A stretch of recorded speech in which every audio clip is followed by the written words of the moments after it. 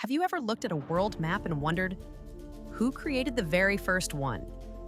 How did ancient civilizations with no satellites, no airplanes, and no modern technology manage to draw the entire world?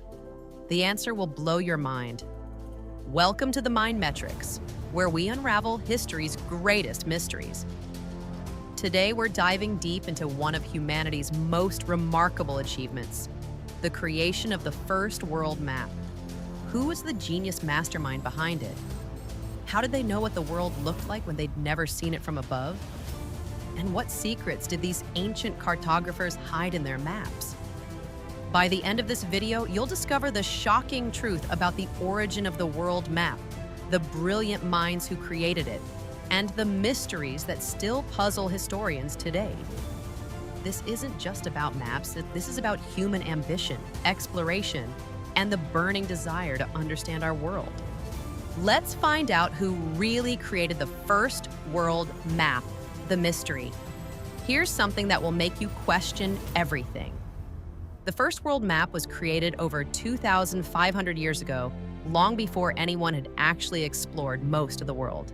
Think about that for a moment. How do you draw a map of places you've never been? How do you know what's on the other side of an ocean you've never crossed? The creation of the first world map is one of history's most baffling achievements, and it all started with one man's genius. But before we reveal the mastermind behind the first world map, we need to understand what even counts as a world map. Because here's the thing, different civilizations created their own versions of world maps, each reflecting what they knew about the world at the time. The ancient Babylonians created clay tablets showing their known world around 600 BCE. The Chinese had their own world maps depicting the Middle Kingdom at the center of everything. But the world map that truly changed history, the one that laid the foundation for modern cartography, came from ancient Greece. And the genius who created it wasn't an explorer, a king, or even a traveler. He was a philosopher and scientist who revolutionized how humans understood their place in the universe. His name? Anaximander. The mastermind revealed. Anaximander of Miletus created the first known world map around 610 to 546 BCE. And what makes this achievement absolutely remarkable is that he did it using pure logic, mathematics, and observation.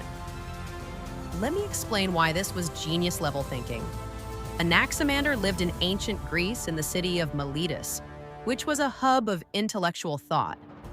While others were creating local maps showing nearby cities and trade routes, Anaximander asked a bigger question. What does the entire inhabited world look like?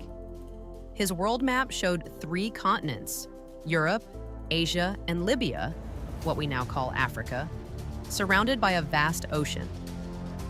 At the center of his world map sat the Mediterranean Sea, which made sense because that's where Greek civilization thrived.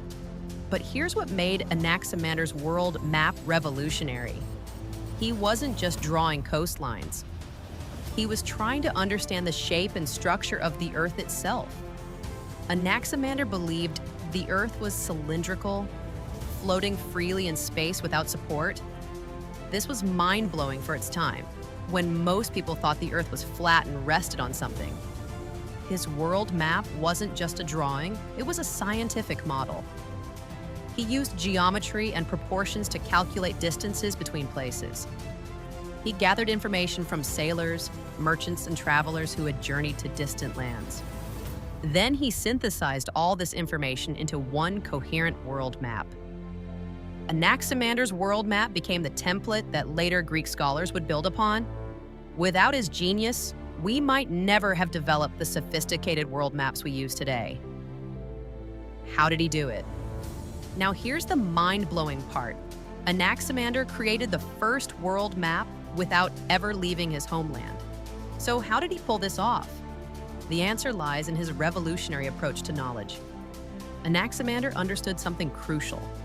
You don't need to see everything yourself if you can gather information from reliable sources and use logic to fill in the gaps. First, Anaximander collected stories and reports from Greek sailors who traveled the Mediterranean. These sailors brought back descriptions of coastlines, distances between ports, and the locations of foreign lands. But Anaximander didn't just accept these stories at face value. He compared multiple accounts, looking for patterns and consistency. Second, he used astronomical observations. By studying the stars and the sun's path across the sky, Anaximander could calculate approximate latitudes. This helped him understand how far north or south different locations were positioned on his world map. Third, and this is where his genius really shines, Anaximander applied mathematical reasoning. He believed the world had symmetry and proportion.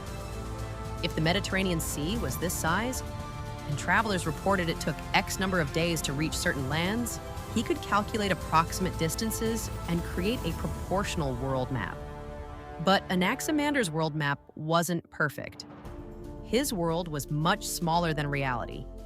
He had no knowledge of the Americas, Australia, or most of Africa and Asia.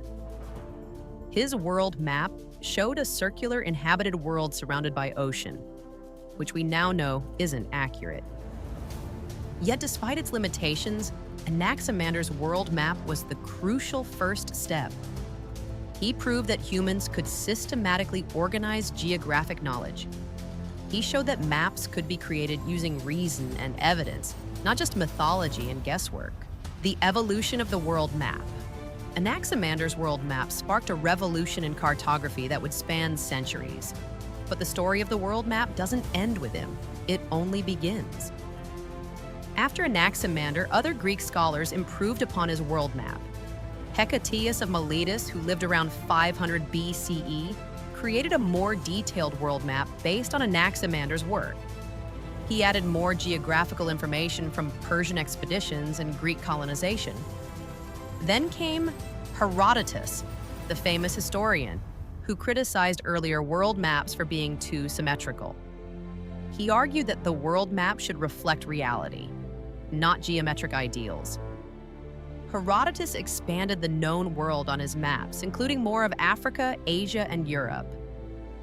The real game changer came with Ptolemy in the 2nd century CE. His world map used a coordinate system with latitude and longitude, a system we still use today.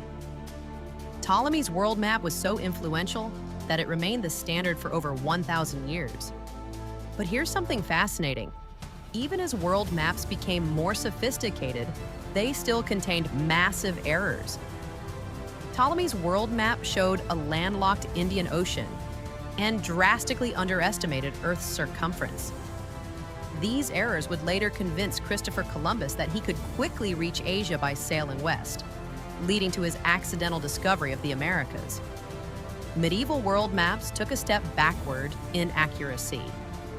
Many were religious maps called Mappa Mundi, which placed Jerusalem at the center and mixed geography with biblical stories.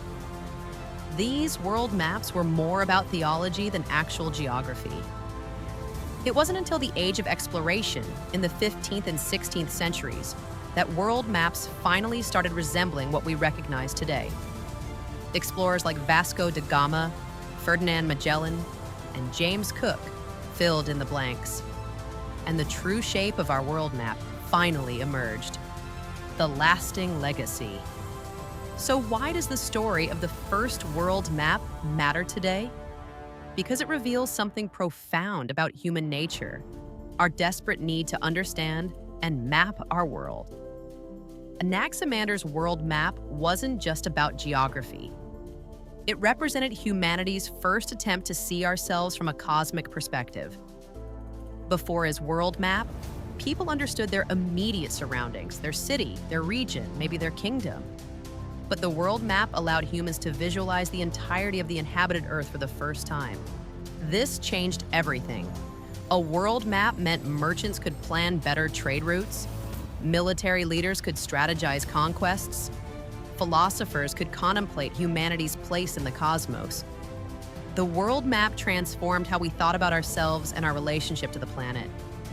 Today, we have incredibly detailed world maps thanks to satellite imagery and GPS technology.